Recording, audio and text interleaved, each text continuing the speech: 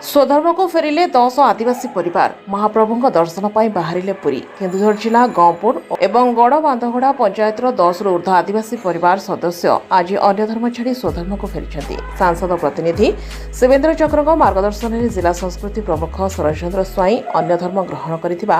परिवार लोकों विभिन्न प्रसंग में आलाप आलोचना करने से 10 परिवार 50 रु ऊर्ध्व सदस्य पुनर्बार निज धर्म को फेरी। उद्देश्य आमर गहपुर पंचायत 8टी परिवार गड़बांधगड़ा पंचायत 2टी परिवार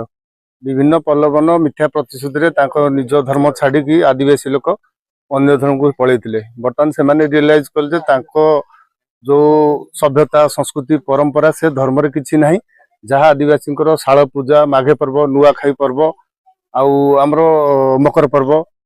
तेणु से धर्म बर्तमान एकाठी पालन करेंगे जो थे कि आदिवासी शब्दटा मिटी जाऊला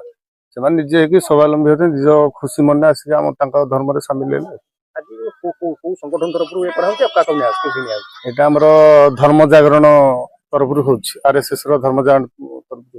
आम से बाहर आम जगन्नाथ पुरी बाहुड़ा से दर्शन करूँ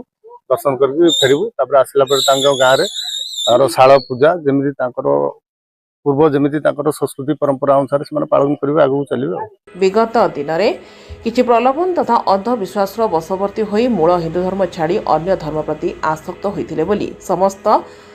समस्ते स्वीकार करने सहित कैशियारी जगन्नाथ मंदिर में पूजा अर्चना पर समस्त व्यक्ति पुरी अभिमुखे बाहरी। मो जिलार संस्कृति प्रमुख शरत कुमार स्वाई आमर जो आदिवासी भाई भौणी माने ताकर जो संस्कृति की से हजि जाउछन केमिति तांको संस्कृति आमर गोरु पूजा गछ पूजा डाल पूजा कालीमार पूजा जगन्नाथर पूजा को से भूली जाइछन। तेणु आम जो आमर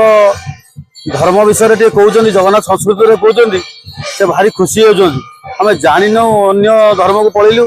तेणु आम जो प्रभु जगन्नाथ कथा भगवान राम कृष्ण कथा कहला बेलू से पुणी परावर्तन होती आम यही जो मैंने से कहते आम अस्पृश्यता आम कहीं छू ना आम घृणा करें कहते ना तुम्हें हो सच्चा हिंदू आदिम आदिवासी तुमरी आदिम जन्म होची आमर हनुमान तेणु तुम्हें अस्पृश्य नुहे तुम्हें आमर हिंदू चलो आम जगन्नाथ धाम पुरी समस्ते मिसिकी ठाकुर को दर्शन करवा रथ दौड़ी टाणिकी माउसी माँ मंदिर जगन्नाथ मंदिर को आंधी पहुँची पार आने पुणी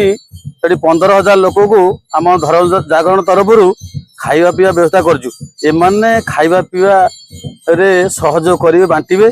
आम तो सेवक लोक आम जो मैंने खाइबे खली फली गोटेबू आम पकेबू डस्टबिन। आनंदपुर प्रभाती साहू का रिपोर्ट जागृति लाइव मीडिया।